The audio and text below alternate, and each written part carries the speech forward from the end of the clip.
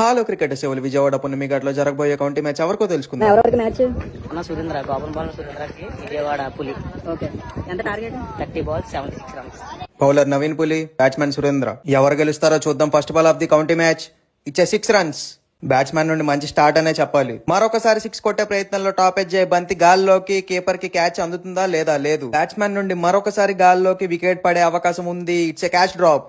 ఇందాక మిస్ అయింది గానీ ఈసారి మిస్ అవ్వలేదు అంటూ మిడ్ వికెట్ మీదుగా 6 కొట్టాడు సురేంద్ర. లాంగ్ ఆఫ్ మీదుగా మరొక 6. నేను గమనించింది ఏంటంటే 6లు కొడుతున్నా గానీ బౌలర్ లో ఏ మాత్రం కసి తగ్గట్లేదు. మరొకసారి బంతి గాల్లోకి వికెట్ పడే అవకాశం ఉంది. But bad luck, catch carry అవ్వలేదు.